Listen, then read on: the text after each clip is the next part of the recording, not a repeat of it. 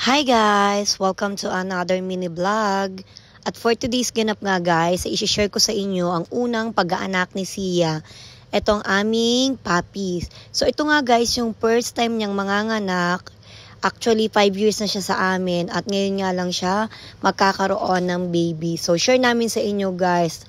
Time check is 6:10 na ng hapon. At ito na nga, kahagabi pa si Siyang nagli-labor, panay kay niya, yun yung naging sign niya na manganganak na siya. Actually guys, 54 days pa lang siya, simula noong na last siyang na breed nung kanyang asawa. So ayan guys, panoorin nyo kung paano yung first journey ng panganganak ni Sia. At nailabas na nga pala niya guys yung first baby niya at una nga pala yung paa nito, kaya tutulungan na lang namin o ni Miko para hindi siya mahirapan kasi ayaw niyan lumabas ng tuloy-tuloy, kaya yung ginawa ni Miko is tinulungan na talaga siya para mas mabilis niya mailabas yung first baby niya.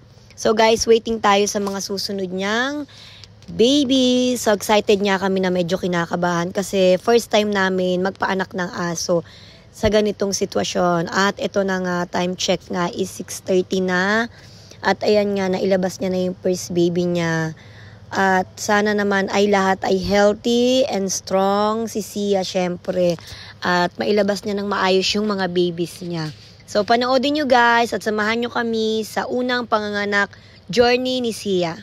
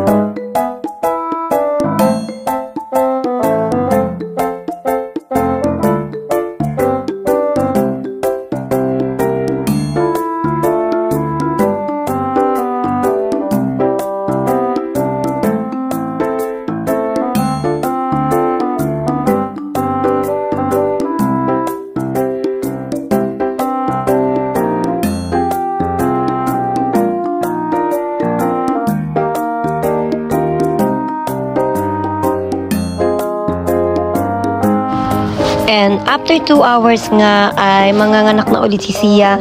Ilalabas niya na ang kanyang second baby. Nakikita na natin na kulay black itong second baby niya and super excited nga guys. So panoorin nyo ang journey ng panganganak ni Sia.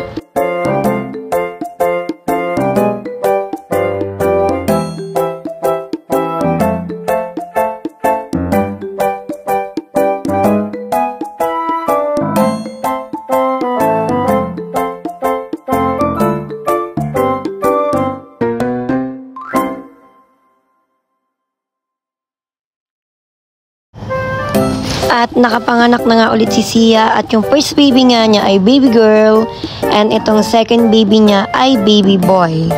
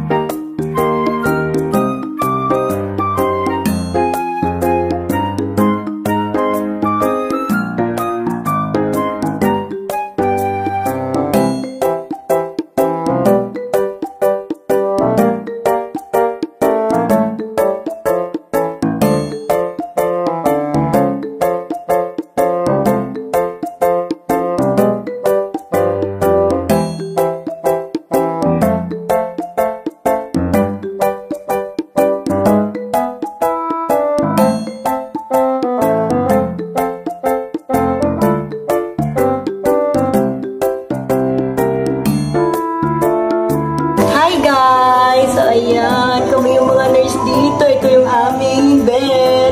Sumakay na po yung bed sa loob ng puno ng aso. Tingin ka dito, ate. Ayan po. Hello po! Nanganak na po si Sia. Sobrang nakaka-excite. First time to. Dalawa na po ang baby niya.